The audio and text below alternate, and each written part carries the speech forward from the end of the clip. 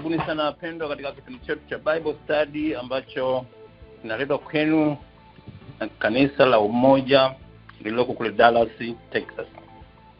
Kipindi hiki kinakuwa hewani kila siku ya Alhamisi saa 1 jioni kwa saa za Texas. Kasoro Alhamisi moja kinakuwa hewani kila siku ya Alhamisi. Kasoro Alhamisi moja ya mwisho wa mwezi ambayo kipindi hiki kinakuwa ni cha maswali na majibu na kinakuwa kwa muda wa risali 1.5. Vipindi vingine vyote vinakuwa kwa muda wa risali 1. Basi kama ambavyo umetangaziwa leo au umeona flyer zetu, kipindi cha leo tutaongozwa na si mwingine baba mchungaji Albert Momanyi. Na sasa hivi nitapenda kumkaribisha brother Jerry aweze kutuelezea rules na regulations zetu za kipindi chetu cha Bible Study, na vile vile aweze kumkaribisha mtumishi wa siku ya leo. Karibu sana brother Jerry.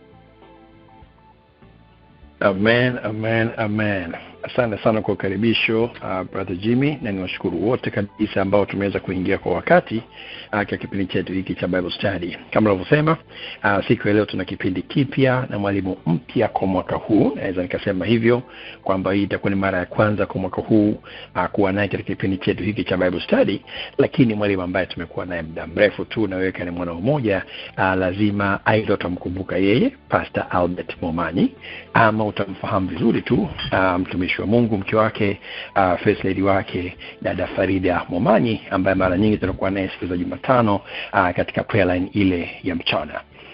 Mtumishi wa Mungu Pastor Albert Momanyi ni mchungaji kiongozi wa huduma nyingine iko pale Dallas, inaitwa Dynamic Healing and Deliverance International Ministries. Dynamic Healing and Deliverance International Ministry, ambayo anaiongoza pale Dallas, Texas. Na tunamshukuru Mungu kwamba hata pamoja na ugumu na ubize alokuwa nao, but ameweza kukubali kuweza kuwa pamoja nasi kwa mara nyingine mwaka huu kutufundisha somo hili la jinsi ya kuishi maisha ya ushindi kama Mkristo. Jinsi ya kuishi maisha ya ushindi kama Mkristo. Atakuwa anaongozwa na kitabu kile cha James kuanzia chapter ya 1 mpaka chapter ya 5 kama inavyoonekana katika flyer ile.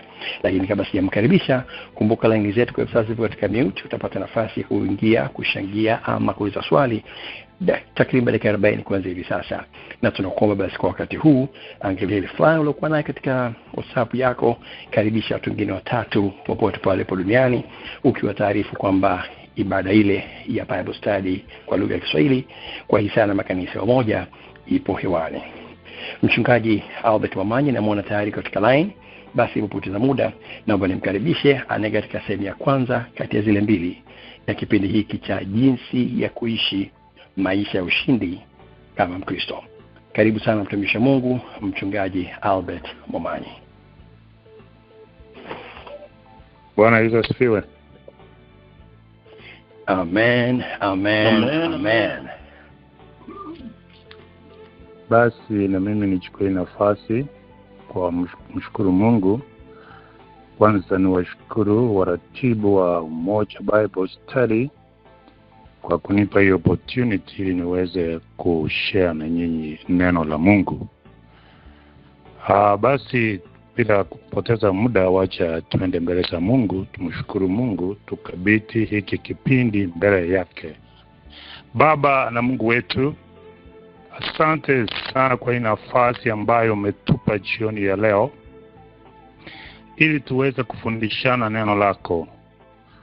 Asante kwa kuwa umesema katika Mathayo ile sura ya 18 na ule mstari wa 20 kwamba kwa kuwa walipo 2 au 3 wamekusanyika kwa jina langu, na nipo hapo katikati yao. Baba, jioni ya leo ninaamini watu wote ambao wamekusanyika katika hili kundi, watu wote ambao waliokusanyika hapa ni kwa ajili ya mambo ya Mungu. Na kama kuna mtu yeyote au roho yoyote ambayo iko na nia nyingine, tutaikemea kwa jina la Yesu Kristo. Inakuja kinyume na kila maroho na au kila agent wa kuzimu, inawasambaratiza kwa jina la Yesu Kristo. Ninawatia wapofu, msione au msisikie chochote kufundishana katika jina la Yesu. Ninafunika programu nzima kwa damu ya Yesu Kristo, na ninamuomba Roho Mtakatifu akaongoze kipindi hiki, na chochote nitakaposema ama nitakachofundisha kiwe kimetoka kwa Mungu, na adui asipate nafasi katika jina la Yesu. Kama unakubaliana na maombi yote, sema amina kwa Bwana Yesu. Amen, amen, amen. Amen, amen, amen. Basi ni siku nyingine ya kufundishana maneno ya Mungu ambaye tunaita Bible Study. Siku ya leo naenda kuleta Bible Study katika njia tofauti. Kwa miaka mingi ama siku nyingi nimekuwa nikifundisha Bible Study. Nilikuwa nachukua topic, halafu ninafundisha kuhusu hiyo topic as most people do. I always choose a topic and give several verses to support that message. Lakini siku ya leo nitafundisha kwa njia tofauti. Nilikuwa nachagua topic kama watu wengi wanafanya, lakini sasa nafikiria we need to change njia ya kufundishana. And this can only happen kama umepata revelation. Hii ni mambo ambaye tunatakikana sisi tuelewe jinsi ya kusikia kutoka kwa Mungu vile tunatakikana kufundishana. Ni mfano tu napeana. I am not trying to tell you the mnataka kufundisha Biblia, lakini sisi tumeamua tunaenda katika viwango vingine katika mambo ya kufundishana Biblia. Na hii lazima upate revelation kutoka kwa Mungu. Inatakikana tufundishane Biblia sio kutokoa. Inatakikana tufundishane Biblia kutoka Old Testament ambayo inakuwa refilled katika New Testament. So hiyo ni maoni yangu. Ni vizuri tufundishane Biblia kulingana na vile tumepewa Biblia. Mungu hakutuba Biblia in topics. Mungu hajatuambia tufundishe Biblia in topics. Ati leo ninafundisha kuhusu kitu fulani, leo nafundisha kuhusu sadaka, leo nafundisha. Mungu ametupa Biblia in books. So he has given us this Bible, and we have 66 books of the Bible. And we need to cover all of them as much as we can. We have tukona vitabu 39 books in the Old Testament. Na Agano Jipya tukona vitabu 27, which makes a total of 66 books. Ndio sababu zinaitwa vitabu vya Biblia na sio topics. Kwa shule tumefundishwa ya kwamba we must teach the Old and the New Testament survey. We need to have a knowledge of every book of the Bible. So we need, lazima tuelewe. Nilipokuwa na hesabu hii masiku ambayo tunafundishana Biblia kila Alhamisi, nikapata tuko na about 52 Thursdays in a year. And if every week tunafundisha kitabu moja, tutamaliza Biblia yote in 14 months. Yani miezi 14. Utapata we have covered the whole book of the Bible. Vitabu vingine they might be long, but we can try and summarize and accommodate everything. Ukiangalia which is the longest book of the Bible, watu wengi wanasema ni Zaburi, lakini that might be wrong. Lakini if you count the words, utapata kitabu cha Yeremia kiko na 3,000 words. Na ukihesabu kitabu ya Genesis utapata kiko na 32,000 words. Na kitabu ya Zaburi kiko na maandishi na 1,000 words. So kitabu ya Jeremiah actually is the longest, na ndio kimebeba maandishi mengi katika Biblia. So this makes the book of Jeremiah the longest book in the whole Bible. Kwa hivyo anyway, hiyo ilikuwa tu ni kionjo kidogo. Kwa hivyo leo waje tuanze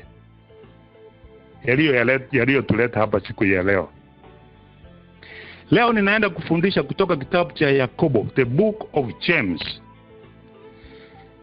Kitabu cha Yakobo ni kitabu ambayo ni kiko katika Agano Jipya. The book of James, for those who don't know, it is in the New Testament. Kwa hivyo, I would try and summarize this book in 2 weeks. And whatever remains, wengine wanaweza kushikilia pia waendelee. Nitajaribu kusummarize hiki kitabu in 2 weeks. Kitabu cha Yakobo kina sura 5. Tunaanza na sura ya kwanza. Sura ya kwanza iko na mistari 27. Nitaanza leo, mahali nitafikia, nitaendelea hiyo wiki ambayo itakayofuata. By the way, Jerry, next week sitakuwa, I will be out of town. So next week I will be out of town. Nitarudi hiyo wiki nyingine ya mwisho wa mwezi. After today, nitaskip hiyo next week because I was out of town. Naomba tupandishane na ule mtu angeshikilia mwisho wa mwezi ili to switch, because I won't be there this week kuendelea na kipindi. So hiyo naomba waratibu muangalie hiyo jambo.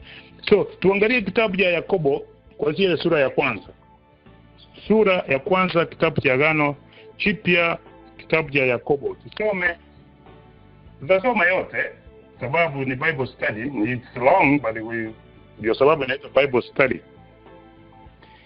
Sasa hapa anasema hivi, Yakobo sura ya kwanza kuanzia na ile mstari wa kwanza inasema hivi: Yakobo, mtumwa wa Mungu na wa Bwana Yesu Kristo, kwa kabila 12 waliotawanyika, anawaambia salamu. Ndugu zangu, hesabuni ya kuwa ni furaha tupu mkiangukia katika majaribu mbalimbali, mkifahamu ya kuwa kujaribiwa kwa imani yenu huleta saburi. Saburi na iwe na kazi kamilifu, mpate kuwa wakamilifu na watimilifu bila kupungukiwa na neno. Lakini mtu wa kwenyu akipungukiwa na hekima, na aombe dua kwa Mungu awapaye wote kwa ukarimu, wala hakemei, naye atapewa. Ila na aombe kwa imani pasipo shaka yoyote, maana mwenye shaka ni kama wimbi la bahari lililochukuliwa na upepo na kupeperushwa huku na huku. Maana mtu kama yule asidhani ya kuwa atapokea kitu kwa Bwana. Mtu wa nia mbili husita katika njia zake zote. Lakini ndugu asiye na cheo na afurahii kwa kuwa ametukuzwa, bali tajiri kwa kuwa ameshushwa. Kwa maana kama ua la majani atatoweka. Maana jua huchomoza kwa hari, kuyakausha majani, ua lake huanguka, uzuri wa umbo lake hupotea. Vivyo hivyo naye tajiri atanyauka katika njia zake. Heri mtu atashikilie majaribu, kwa sababu akiisha kubaliwa ataipokea taji ya uzima Bwana aliyowahidia wampendao. Nasema mtu ajaribiwapo asiseme ninajaribiwa na Mungu, maana Mungu hawezi kujaribiwa na waovu, wala yeye mwenyewe kumjaribu mtu.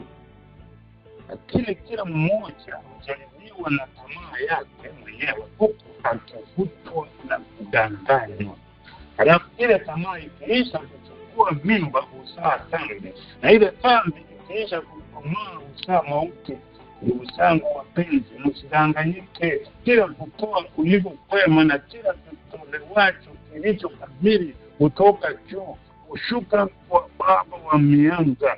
Kwake hakuna kubadilika wala kiburi cha kugeuka.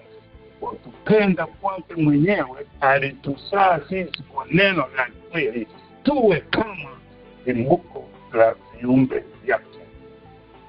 Tamalizia mstari wa 19, anasema hayo mnajua ndugu zangu wapenzi, basi kila mtu na awe mwepesi wa kusikia, bali si mwepesi wa kusema wala kukasirika. Na hilo ndilo neno la Mungu. Basi ukiangalia vile kwa kweli huyu mtumishi wa Mungu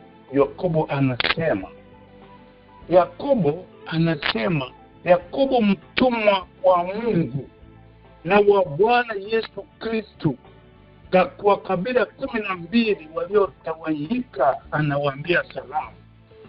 Huyu jamaa ni mtu ambaye tunamjua kabisa, ni mtu nduguye na Yesu Kristo. He is the half brother of Yesu. Anasema yeye ni mtumwa wa Mungu, a bond servant. Yana huyu mtu sijui ni describe namna gani. Yakobo anasema yeye ni mtumishi wa Mungu, yeye ni ndugu ya Yesu. We is the brother to Jesus. Lakini hapa ameanza kweli, anasema introduction, anasema mimi I am just a bond servant. Unajua hapa amenishangaza kweli na hiyo introduction yake. Unajua kama mtu unaandika yeye ni brother ya Yesu, kama ni mimi ningekuwa naandika hii kitabu ningeanza kusema mimi Pastor Albert Momanyi ambaye ni yule ndugu wa Yesu. Sasa anatuambia ni just a brother. Why doesn't he tell us yeye ni ndugu ya Yesu?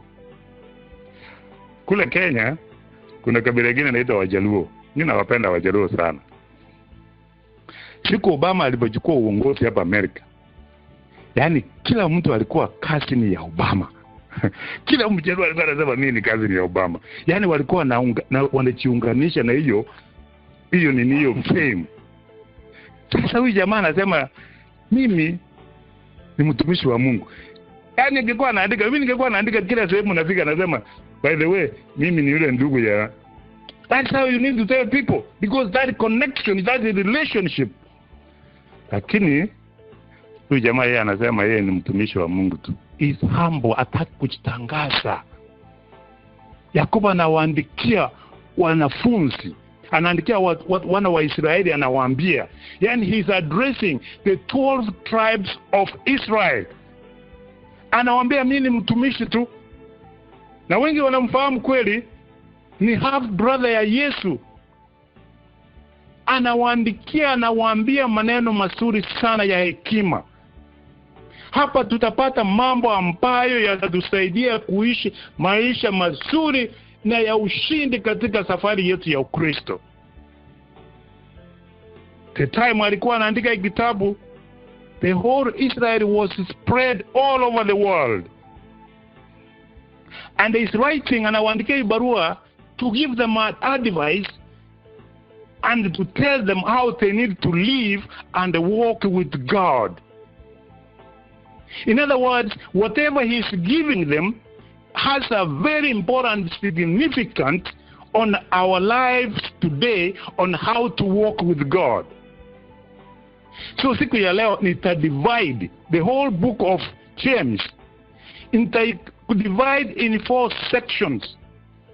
I'll cover the 2 sections kama muda utakubali this time, and the next 2 weeks, after the next week nitacover the other section, na nitakuwa nimemaliza kitabu ya James. We are going to look at these 4 sections, na nitaanza kutoka hapa katika sura ya kwanza. Ndio itakuwa section yangu ya kwanza, hii sura ya kwanza ambayo ndio iko na maneno mengi, yani inamaliza kila kitu, inatoa kila utamu yote katika hii kitabu ya Yakobo. Yani the first First chapter 1 from verse 1 to 8, hapo ndio Yakobo amesema yale mambo yote ambayo tunatakikana kujua. Yaani ukisoma hiyo sura ya kwanza mstari wa kwanza hadi mstari wa 8, kila kitu hilo unataka kujua hapo katika kuishi maisha ya Ukristo na ushindi utakipata hapo. Yakobo sura ya kwanza kuanzia mstari wa kwanza hadi mstari wa 8 anaongelea pointi ya kwanza, pointi muhimu sana. Anatuambia how to handle life's trials, jinsi ya kukabiliana na trials katika maisha yetu. Yani trials ndio zinasumbua Wakristo, trials ndio zinasumbua watu ambayo wanafika sehemu wana give up. Kwa hivyo huyu jamaa anatuelezea vile tunatakikana kuishi, how to handle life's trials. Anasema hivi, ndugu zangu, hesabuni ya kuwa ni furaha tupu mkiangukia katika majaribu mbali. Anasema count it all joy. Unaona? Anasema count it all joy. Anasema mkifahamu ya kuwa kujaribiwa kwa imani yenu huleta saburi. That is what he's talking about. How to handle life's trials. And this is where I'm getting my first point. He tells us to count it all joy. Hesabuni ya kuwa ni furaha tupu.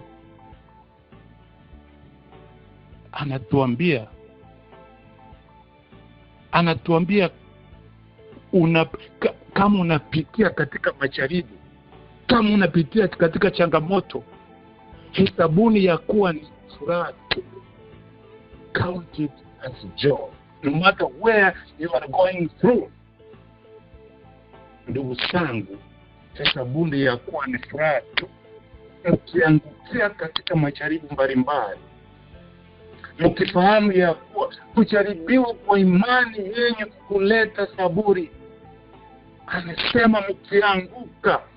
Unaona, anasema mkianguka, means he knows tutaanguka, na sio kama mtaanguka. You need to get this difference. Yani ni sure. Anasema count it all joy when you fall into temptation, not if you mkianguka. So he knows that tutapitia mashida, tutapitia trials katika maisha ya Ukristo. Anasema kuwa na majaribu ni sehemu yetu ya maisha kama sisi kwa Kristo. Lazima you have to go through trials, my friends. You know, at times people get discouraged and frustrated when life doesn't go the way they expect. But the truth of the matter is that there will be challenges and there will be moments of frustration and trials in your lives. Especially kama unampata Mungu, kama unampata Yesu. Haiti kila kitu litakuwa tambarare. You will find trials. You are going to find issues and troubles. Lakini anasema count it all joy. Hiyo nikiangalia maisha yangu vile mahali nimetoka, kuna mambo yalikuwa yanafanyika katika ulimwengu wa roho na katika ulimwengu wa mwili. Hizo vitu sikukuwa na count joy, lakini sasa ndio unaanza kuangalia vile Mungu alikuwa ananitengeneza. Ndio unasema kumbe ingekuwa na furahia kwa yale yote yalikuwa yanafanyika, sababu Mungu alikuwa ananiandaa for better things. So you need to understand that everything unapopitia, mshukuru Mungu. Nasema mshukuru Mungu because he is using those trials to better you. So you need to remember the things that vile vitu ambavyo umepitia, ukumbuke kumbe Mungu alikuwa analeta hivi vitu katika maisha yangu ndio anitengeneze, so that when I get to the other level I can be able to handle better things. Yani mimi naambia watu, I don't care what you think about me. I don't care what you say about me. I don't care what people discuss about me. As long as namchore Mungu ambaye ninamwabudu, yule Mungu ambaye nimembeba ndani yangu, yeye atanifungulia njia, atanibeba, atanipita kwa trial. I don't care what people talk about me. Of course people will talk. Na watu wasipoongea juu yako, you don't have nothing. Watu wasipogange kuongea, you don't have nothing. Hakuna watu kila mtu ambaye kuna matunda juu yake. So he says, everything that you go through, consider it as joy. Because it is the preparation for your better future thing. Anasema, don't cry. Don't complain. Don't blame anybody.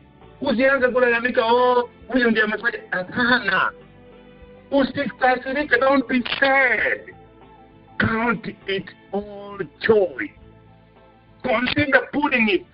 Tulikuwa nafanya count, unaambiwa put it in the column of the expenses. Yani wewe consider putting that joy in the column of your plus column ambayo ni success. Weka joy pale. Put it on the plus column, because when you look back and start calculating, utaona ile kitu umeweka ile column ya plus ni positive.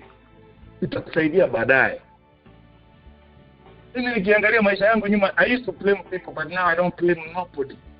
Because Mungu ndiye kuna kusudi langu. Mungu ndiye amebeba kila kitu changu. I don't blame nobody. I count them as joy. I don't get mad to anybody. I don't get sad for any situations. I know where I've come from. I have gone through trials. And God was building me and putting those trials so that I can go through them in order to stand and withstand the waves, and so that I can be strong when I get onto the other side. Warumi ile sura ya 8 mstari wa 28 anasema, nasi tuwajua ya kuwa katika mambo yote Mungu hufanya kazi pamoja na wale kumpendao katika kuwapatia mema. Yani wale walioitwa kwa kusudi lake. Kama hujaitwa kwa kusudi lake, basi you will not go through those trials. And we know that all things work together for good to those who love God, to those who are called according to His purpose. What purpose? Whose purpose are you called on? We have to reach. Lazima tufike ile kiwango ya maturity.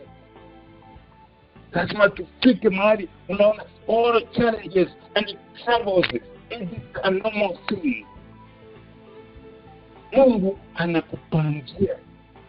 Lakini kabla ya kupeleka sehemu unataka, lazima kupitisha through those trials. It's like gold when it needs to be purified. It has to go through the fire. Kama ujaenda through the fire, basi you don't have any destiny. I have been with a journey with God. I know the God I am talking about. I have seen Him do enough things in my life. I will never be frustrated because of trials, or because people deny me, or because people reject me, or because people don't want to do what I want. No, they don't have my destiny, children of God. Kwa hivyo kila kitu inafanyika katika maisha yako, count it as joy. That is what God is saying. Count it joy. Put it in the joyful column and forget about anything. Because hakuna mwanadamu atakusaidia, hakuna mwanadamu atakupeleka mbinguni, hakuna mwanadamu atakusaidia. Angalia Mungu. Acha kusema ati nani atakusaidia. Huyu atakusaidia, unafikiria hapo na shida mingi kukushinda. Angalia Mungu, Mungu amesema njoo tusemeshane, leta hoja zenu. Hajasema enda ungama kwa mtu akuletea niletea uliyovia. No. Tusije tukadanganyana hapo. Wewe mwenyewe ukitakanya wewe mbele za Mungu, mwambie Mungu shida zako. I have realized kuna sehemu nilikuwa naangalia nataka kukaa. Mungu ananitoa huko. Nikikataa ni kama anamfuta na kama malaika wananitoa kwa fuche. Because hakuwa anataka nikae kule. Na mimi naangalia dunia, naangalia kimwili, lakini Mungu ana kusudi kubwa katika maisha yangu. So wewe utakuwa unapiga hapo unasema mbona ule nani anipendi? Mbona ule mtu anitaki? Mbona mtu hataki? My friend, Mungu ako na kusudi kubwa katika maisha yako. Count it all joy. Kila trials ambayo unapitia. Point ya pili anasema hivi. Kwa nini? Why should we count it all joy? Anatupatia hapa benefits. We need to count it all joy because kwa hizo trials kuna benefits. Kuna benefits katika hiyo trials. Tuangalie mstari wa 4 wa 3 na 4 anasemaje? Anasema hivi, knowing that the testing of your faith produces patience. Your trial is producing something inside of you.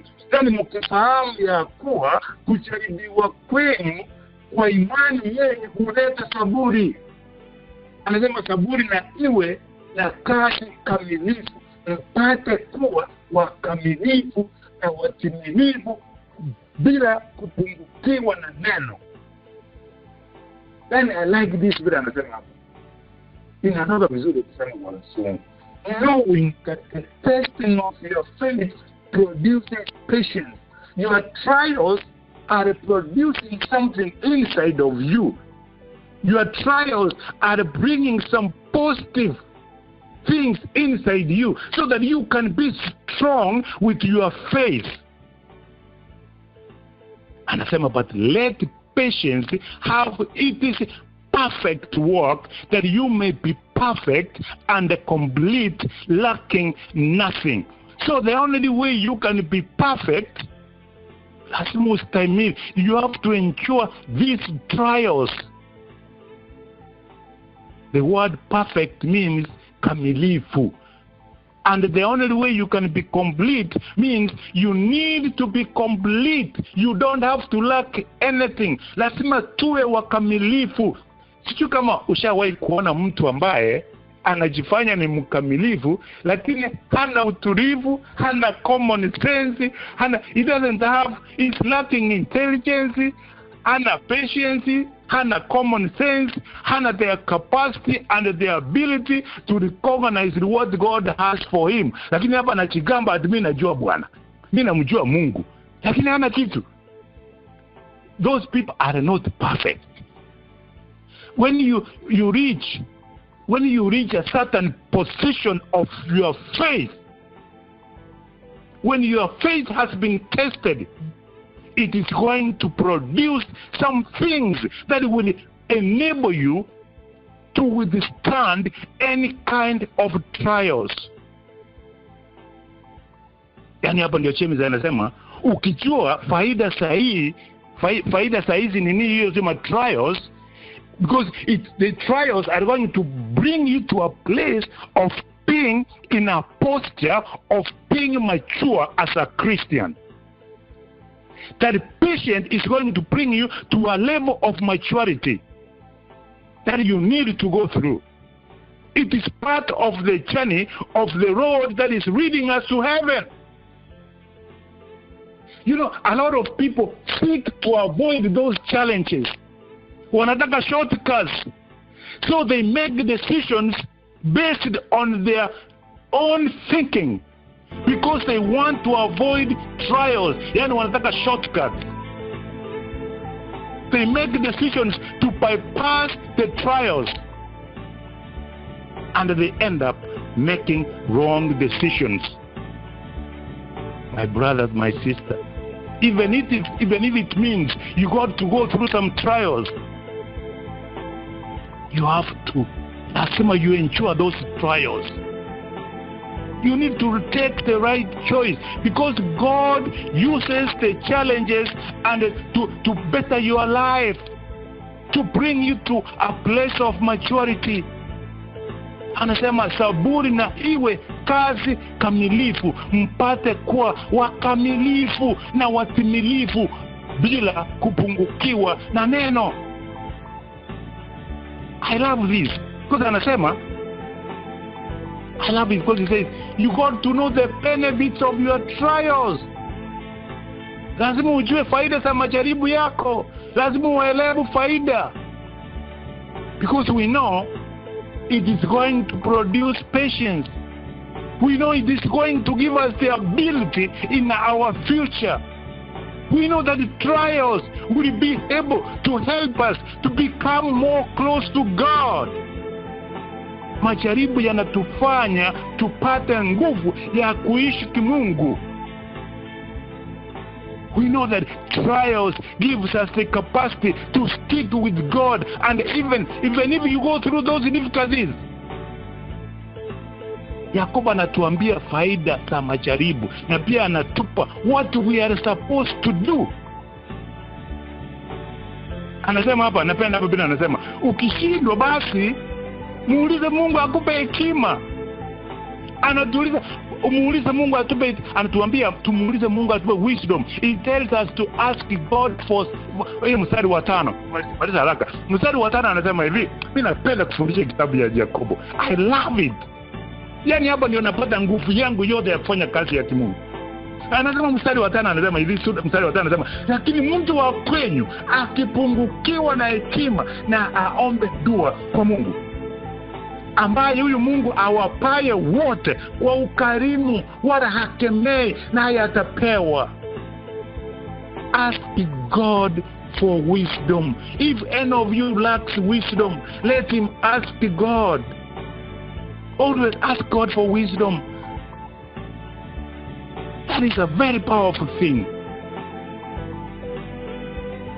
If you lack knowledge, if you lack knowledge on how to live a godly life, if you lack knowledge how to interpret what you are supposed to be doing, if you lack that knowledge of knowing how you need to live a Christian life, if you lack knowledge on how to do better things, ask wisdom from God.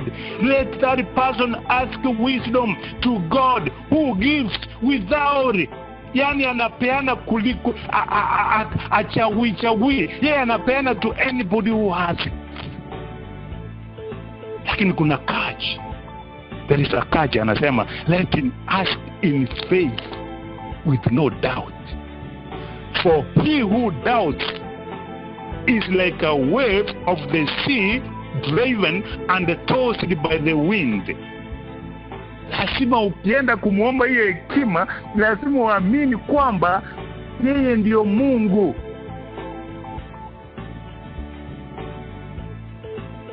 You have to ask for hekima. When you talk about wisdom, ukiongea juu ya hekima, it is when you look on those trials, unaangalia those trials from the perspective view of God. Yani unaangalia trials yote in the perspective of God. You look at the trials on the positive and not the negative side. Ukiwa na hekima, utakuwa unaangalia kila majaribu in a positive way. Lakini bila hekima, kila kitu utakuwa unasema ni shetani. Huyu ni shetani. Unakemea katika jina la Yesu. Sababu watu wengi huwa wanaangalia trials from their own eyes. They look at the situations from their own vantage point of view. And when you look those trials from your own vantage point of view, you are looking it based on your small mind and on little circumstances. But Mungu anasema, Mungu anataka tuwe grown ups. Tuangalie, tuwe na hekima. Kama hekima imepungua, ask for hekima. Nampenda ule mtumishi wa Tanzania na Imbanga, ukiona umeanza kuyumba, muombe Mungu akuongezee salio. Ukiona wewe ni mtumishi wa Mungu, naona vitu viende vizuri, piga magoti, omba uongezewe salio. Labda salio limepungua, na atakuongezea. Mungu wetu, he gives us. Wisdom is having the capacity and the ability to stop looking at the ground level, and it gives you the opportunity and the capability of looking above and beyond where you are. So we need hekima. It is just a step. It's part of what we are going through. These trials, they don't last for long. They shall come to pass. Whatever you are going through, it's just preparing you to be a better person. These too shall pass. You are just going through. That is what James is telling us. God has a purpose for every person. If you don't have the capacity to handle, you need to ask for hekima. If God allows if they allowed, kama alikubali hizo majaribu zikuje kwa maisha yako, He has already a way for them to come out. Because hawezi kukupatia ile majaribu ambayo hutabata mlango. Already ameshatengeneza mlango wa kutokea. If He allowed it, means He has already equipped you spiritually to go through those trials.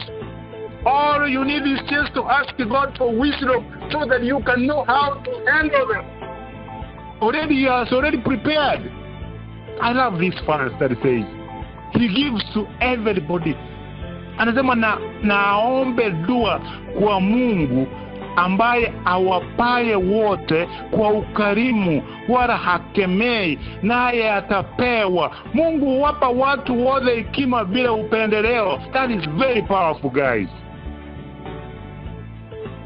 God is waiting for you to rush to come to your problem, to send you wisdom. Anasema hivi, ila na aombe kwa imani pasipo shaka yoyote, maana mwenye shaka ni kama wimbi la bahari lililochukuliwa na upepo na kupeperushwa huku na huku. Ukiomba Mungu chochote lazima uwe na imani, faith. Sababu Waebrania ile sura ya 11 mstari wa 6 nasema hivi, lakini pasipo imani haiwezekani kumpendeza Mungu. Kwa maana mtu amwendeaye Mungu lazima aamini kwamba yeye yuko na kwamba wapa thawabu wale wamfuatao. You must not have any doubt when you are asking. You need to ask for wisdom. Nimalize na hii kitabu ya huyo jamaa dakika 3 tu alafu niwaachie maswali. If you get an opportunity, you need to read this second king, yani ile Wafalme wa Pili. Somo Wafalme wa Pili ile sura ya 3 mstari wa 1 wa kwanza mpaka mstari wa 15. Ukipata muda wako usome. Lakini hapa nataka kuonyesha mtumishi wa Mungu anaitwa Solomon aliitisha hekima. Anasema ile sura ya kwanza Wafalme wa Pili mstari wa 3, sura ya kwanza mstari wa kwanza hadi mstari wa 15. Basi niseme pole. Sura Wafalme wa Pili sura ya 3 mstari wa kwanza hadi mstari wa 15. Lakini nitachukua kutoka mstari wa 4 mpaka mstari wa 18. Anasema hivi, basi mfalme akaenda Gibeoni ili atoe dhabihu huko, kwa kuwa ndipo mahali pa juu palipo pakuu. Sulemani akatoa sadaka 1000 za kuteketezwa juu ya madhabahu kile. Na huko Gibeoni Bwana akamtokea Sulemani katika ndoto ya usiku. Mungu akamwambia, omba utakalo nikupe. Sulemani akasema hivi, umemfanyia mtumwa wako Daudi baba yangu fadhili kuu, kadiri alivyonenda mbele zako katika kweli na katika haki na katika unyofu wa moyo pamoja nawe umemwekea na fadhili hii kubwa, maana umempa mwana wa kuketi kitini pake kama ilivyo. Na sasa Bwana Mungu wangu, umenitawaza niwe mfalme, mimi mtumwa wako badala ya Daudi baba yangu, nami ni mtoto mdogo tu, sijui jinsi inipasavyo kutoka wala kuingia. Na mtumwa wako yu katikati ya watu wako uliowachagua. Yani in the middle akiwa kufanya nini? Anasema watu wengi wasioweza kuhesabiwa wala kufahamiwa idadi yao, wakuwa ni wengi. Kwa hiyo nipe mtumwa wako moyo wa adili, ni wa hukumu watu wako na kupambanua mema na mabaya. Maana ni nani awezaye kuwahukumu hawa watu wako walio wengi? neno hili likawa chema machoni pa Bwana, ya kuwa Sulemani ameomba neno hili. Mungu akamwambia, kwa kuwa umeomba neno hili, wala hukujitakia maisha ya siku mingi, wala hukutaka utajiri kwa nafasi yako, wala hukutaka roho za adui zako, bali umejitakia akili ya kujua hukumu. Basi tazama, nimefanya kama ulivyosema. Tazama, nimekupa moyo wa hekima na wa akili. Hata kabla yako hapakuwa na mtu kama wewe, wala baada yako hata inuka mtu kama wewe. Na mambo yale usiyoyaomba nimekupa, mali na fahari. Hata yani ukimuomba Mungu hekima, atakupa mpaka sile ambao utaomba. Solomon alikuwa na dream, lakini aliona the only thing he needed is wisdom. Lazima kitwe kumuomba Mungu wisdom, atupe direction. Mungu akamwambia, kwa kuwa umeomba neno hili, unataka hekima, wala hukujitakia maisha ya siku nyingi na vitu mingi. Anasema, napenda sana bila kuomba. This is a true story, I'm telling you. Kulikuwa na watumishi walikuja hapa Amerika, watumishi wa kutoka Afrika walikuja wakaingia kwa wazungu, wakapata kibali kuingia katika taifa fulani hapa. Sasa walipokaribishwa, hao wazungu wakauliza, what can we do for you if you are going back to Africa? Hao watumishi wa Mungu, mmoja alikuwa bishop na wengine walikuwa mapasta, na wajua kabisa mimi ni wabebe. Wanafika huku wanaambia mzungu, wanaambia wazungu, wamekaa kwa conference, mmoja anasimama anasema, mimi nataka baisikeli ya kuhubiria watu huku nyumbani vijijini. Mwingine akasimama akasema, mimi nahitaji manguo masuti za kuhubiria. Nikasema, Mungu wangu. Unajua wale wazungu waliwaangalia wakasema, watu, are you sure you are doing ministry? Akasema, ukitowapatie masuti, wapatie na mabaisikeli. Chapter was closed. Unafika sehemu unaambiwa uliza what we can do for you. Unasema unataka manguo. Okay, ukipewa hizo manguo, ufike nyumbani ukule miogo, ukule mandazi, vitumbua, alafu mwili panuke. Tena utarudi kuomba nguo zingine. Kukosa hekima. But if you have wisdom, would ask for something that will build you, will build your church, will build your capability of understanding what God has for you. Muda wangu umeisha. Na hilo ndilo neno la Bwana. Mwende na amani. Mkony kuna wakati uligeba, so we must accommodate everybody. Mungu awabariki. Tuonane hii wiki nyingine. Karibu kwa maswali. Amen, amen, amen. Asante sana mtumishi wa Mungu, mchungaji Albert Momanyi, akifundisha kutoka pale Dallas, Texas. Somo zuri na gumu kwa kweli. Somo zuri hili, kama tumeweza kupata nafasi ya kuongelea ile title, ni kitu ambacho kimekuja kwa wakati na kinatuhusu wote hapa. Jinsi ya kuishi maisha ya ushindi kama Mkristo. Jinsi ya kuishi maisha ya ushindi kama Mkristo. Tumeweza kujifunza mambo mengi tu katika muda huu wa sehemu ya kwanza. Lakini kama kawaida katika kipindi hiki huwa tunapata nafasi ya kupata clarification katika yale ambayo tumechanganya, labda tunapata nafasi ya kuchangia kidogo kwa yale ambayo tumeweza kuyasikia, na tunapata nafasi ya kukaa sawa katika yote ambayo tumeweza kuyasikia. Na inawezekana ni kitu cha next week, niseme kipindi cha pili, lakini bado utapata nafasi hiyo. Angalia simu yako hivi sasa. Simu yako ipo katika mute. Utabonyeza alama ya nyota nambari 6 mara moja tu, itakutoa katika mute. Jitambulishe hapo jina la kwanza na pale ulipo, and then utakuwa hewani. Karibuni, tuendelee.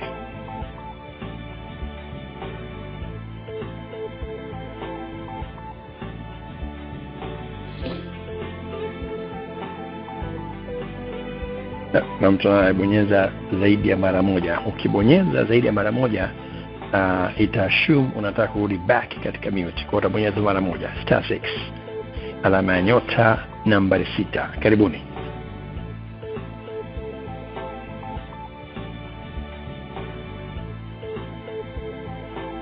Wow.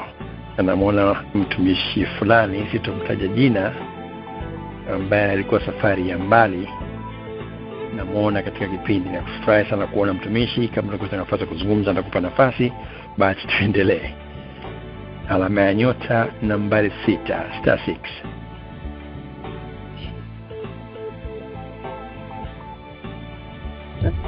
asifiwe. Amen, amen, amen. Karibu dangu Lois, kuna sauti fulani huko kwako, fanya jitihada. Amen, amen. Kwa hapa labda. Amen. Sasa nafikiri imeimprove. Hebu tujaribishe kuendelea. Namshukuru Mungu sana kwa ajili ya somo ambalo wamefundisha mtumishi wa Mungu katika Momanyi. Kwa kweli amepiga nondo. Kwa maana nataka tu niongezee kidogo. Kwa maana katika maisha yetu sisi kama Wakristo unakuta mtu anamtegemea mwanadamu, lakini Biblia inasema kwamba amelaaniwa yule mtu amtumainie mwanadamu. Na hata pia kwenye hiyo ni 5 mstari wa 17 na kuendelea. Alafu pia kwenye maandiko ya Mika Mika 7 mstari wa 5, na nipenda sana ile andiko linasema kwamba yani watumishi wa Mungu si kwamba tunawadega, tunatakiwa tuwaheshimu, lakini tusiwaogope, kwa sababu na wenyewe ni wanadamu. Ndio maana kuwa na hekima ni kitu chema sana. Yakobo anaeleza maneno ya msingi kabisa, kwa sababu sisi akili zetu tunajua kwamba ukishakuwa Mkristo, umempokea Bwana kuwa mwokozi wa maisha yako, ukaokoka, basi na relax. Bado kuna gharama za kufanya. Mungu ametupa ahadi nyingi sana sisi wanadamu za kuweza kufanikiwa. Ahadi zake ni nyingi sana, lakini unatembea sawa na mapenzi ya Mungu, unaomba hekima. Niseme kwa mfano, unataka kuoa. Tunasoma kwenye maandiko methali kwamba mke mwema kutoka kwa Mungu, ndiyo, lakini Mungu hawezi kukutafutia mke. Wewe ndio unaomba hekima ili upate hiyo hekima, utafute yule mke na uendelee kumwomba Mungu. Roho Mtakatifu ndiye atakayekugusa, kwa sababu Mungu kuanzia Edeni alimletea mwanamke, lakini baada ya kukosea amekwenda kumwambia kwamba unajua, amemwambia uko wapi Adamu? Unajua ni yule mke uliyenipa, huyu naye ni yule nyoka, ni visingizio. Kwa hiyo ndio maana akasema uombe hekima, ili hekima hiyo iweze kukusaidia kusonga mbele na kwa kuongozwa na Roho Mtakatifu. Mungu awabariki. Asante sana mchungaji kwa mafundisho mazuri sana, tunaendelea kujifunza. Amen. Barikiwe sote. Amen, amen. Sana kwa changizo hilo la dangu Lois kutoka pale Wichita, Kansas. Asante sana. Tuendelee, bado tuna muda kidogo. Angalia simu yako, utabonyeza alama ya nyota nambari 6 *6, utakuwa hewani, jina na pale ulipo, dakika 2-3. Tuendelee.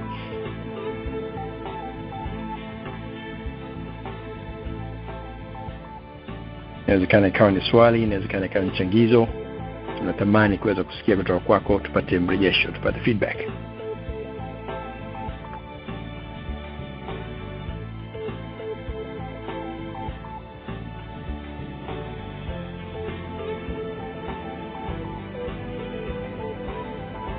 Area code 817 na kuona. Karibu. Bwana asiwe. Amen, amen, amen. Karibu baba. Asante, nashukuru sana kwa ajili ya somo hili ambalo mtumishi wa Bwana amelichambua. Mimi swali langu linakuja kwamba baada ya kuzaliwa Yesu, Mariamu alizaa watoto wangapi baadaye? Amen. Asante sana mzee Mtunguja kutoka pale Maryland. Baada ya kuzaliwa kwa Yesu katika tumbo la Mariamu, mama Mariamu alikuja kuzaa watoto wengine wangapi? Nafikiri ndio swali lako hilo. Ndio. Amen. Okay, Bwana asifiwe. Amen, amen, amen. Ukiangalia katika ile kitabu cha Marko, ile sura ya 6 mstari wa 3, anasema the brothers of Jesus are named, they are James, Jose and Judas and Simon. 2 of them wameitwa, kusema Joseph and Judas and Simon. 2 of them, James and Jose, they appear, wanaonekana tena katika Marko 15, ile sura 15 mstari wa 40. They are said to be the sons of Mary, one of those women ambaye walikuwa wanaangalia crucifixion. Unaona? So Maria akona watoto wangapi? Kuna James, Joseph and Judas and Simon. Angalia katika hiyo Marko sura ya 6 mstari wa 3. Alafu angalia tena Marko ile sura ya 15 mstari wa 40, utapata hao wote. Bwana Yesu asifiwe. Msifu Yesu Kristo. Asante sana mwalimu.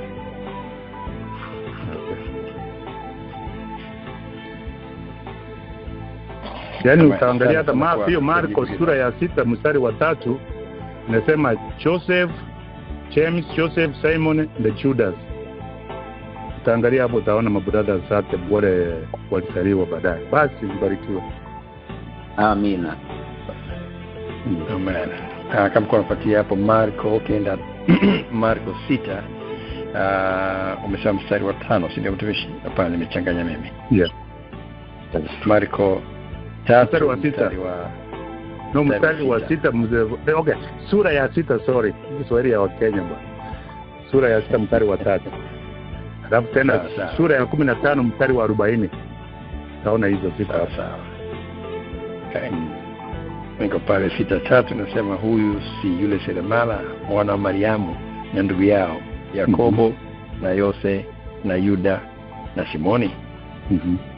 Yeah. Kwa hapo ametaja wanne hapo.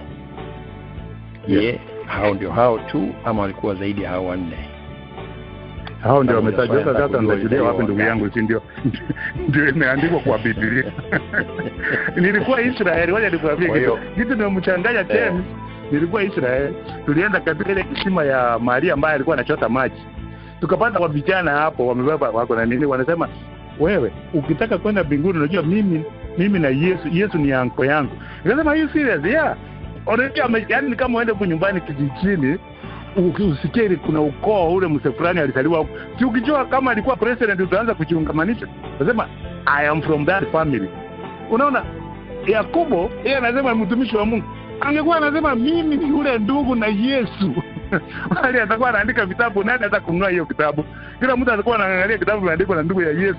Kama kweli unamtafuta Yesu wa kweli. Mbarikiwe sana. Amen. Sawa, ndugu mzee Mtunguja, wametaja wanne hapo. Je, tuko sawa? Amina, tuko sawa. Amen.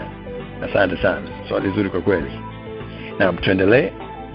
Lakini bado tunazo chache hapa. Amen. Sauti nyingine ya Maryland hii, Mama Rita Amara, karibu. Amen. Asante mtumishi wa Mungu. Pastor Momanyi, Mungu azidi kubariki. Yangu swali haitakuwa mrefu vile. Ninauliza tu ni swali nauliza. Wakati huyo Yakobo alipokuwa akiandika vitabu vyake, hakutaka ajisulisha kwa ajili ya mtumishi, yani akiandika vitabu kama mtumishi, au alikuwa anataka vile anasimama pengo yake aandike tu kama yeye ni mtumishi wa Mungu, ama hakutaka kusulisha mambo ya Yesu mbele yake kwa sababu ni ndugu yake? Itaonekana maarifa ambayo ako nayo inatoka katika Yesu. Ndio kwa sababu aliona kwamba asimame kwa pengo lake kuandika vitabu. Hiyo ndio swali langu ambayo ninaweza kuuliza. Kwa sababu hapo alisimama akisema kwamba yeye anaandika tu kwa sababu yeye ni mtumishi wa Mungu, hakutaka kujishughulisha na mambo ya ndugu yake Yesu. Sasa Yesu alimtenga kando. Na ukiangalia kwa sababu maarifa ambaye ako naye aliandika vitabu, maarifa hii kutumia vitabu hivyo yote kuandika hii kitabu ya James hii ni maarifa ambayo inaweza kuwa ilitoka kwa ndugu yake ndiye aandika vitabu, lakini hakutaka asimama na hiyo. Sasa swali langu liko hapo, mahali alitenga Yesu, alimtenga kwa sababu gani? Mama, mimi nilikuwa nasema mimi nikitaka kuandika kitabu na ndio watu wanunue, lazima nijitambulishe niko na Yesu ni ndugu yangu. Sasa hakumtenga yeye, anaandikia wana wa Israeli kuwaambia sikiza hivi, hata kama mnapitia mambo yote. Yani aliandika hii kitabu wakati Israeli ilikuwa imesambaratikana. Israel was divided.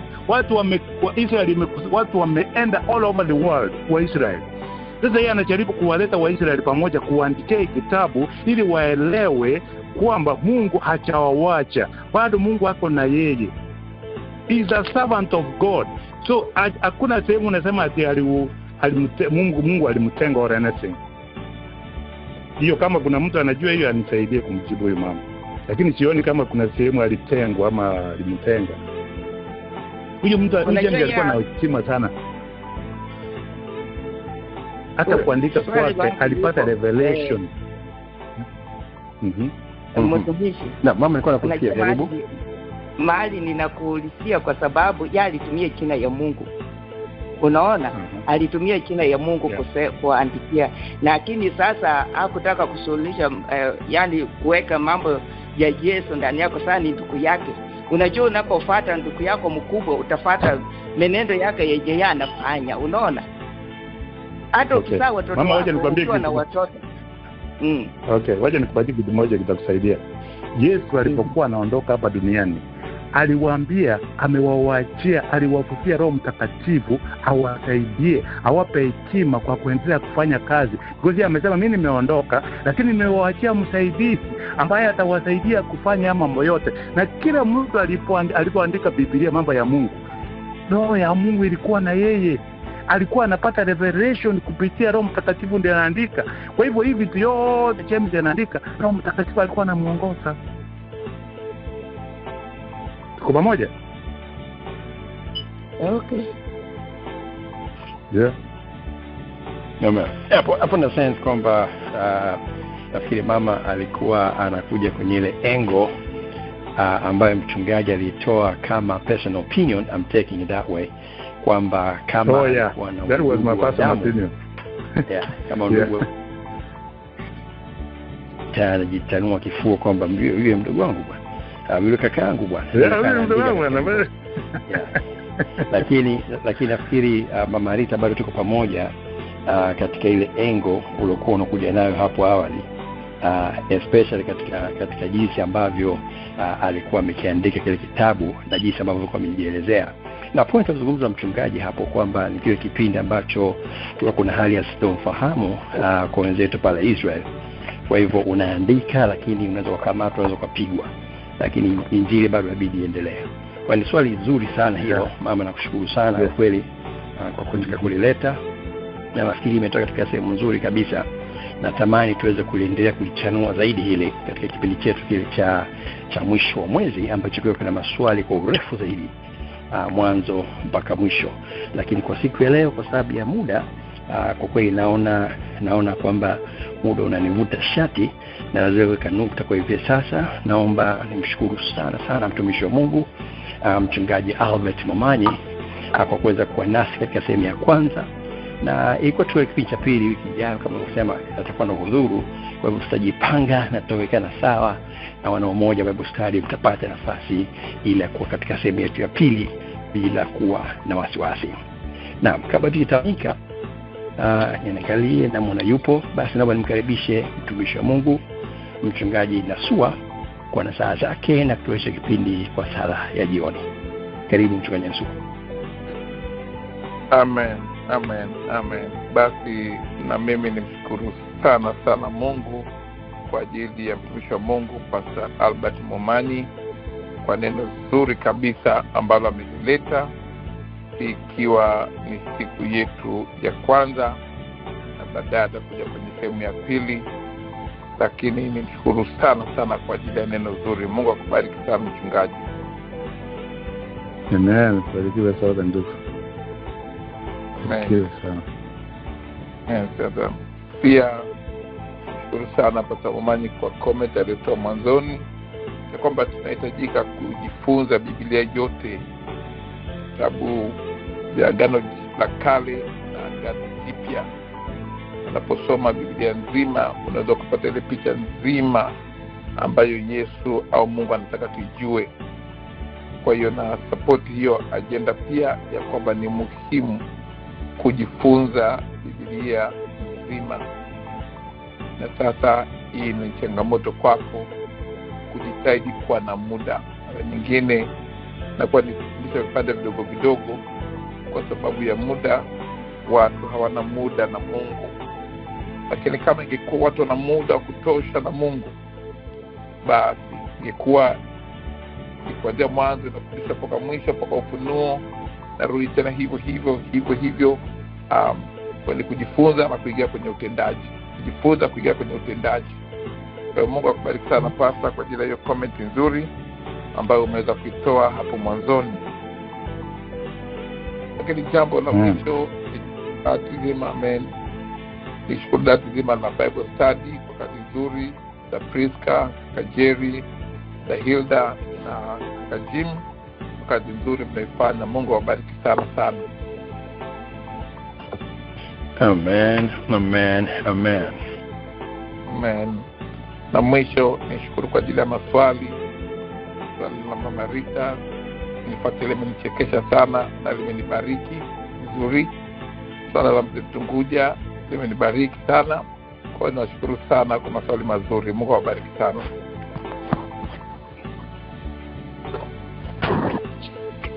Basi mwisho, Mungu tunayemtumikia kwa nguvu, upendo na uaminifu, yeye ambaye haki zake ni kweli na amini zimehakikishwa, awalinde na watunze na wafanikishe katika kila tendo jema, katika jina la Mungu Baba na Mwana na Roho Mtakatifu.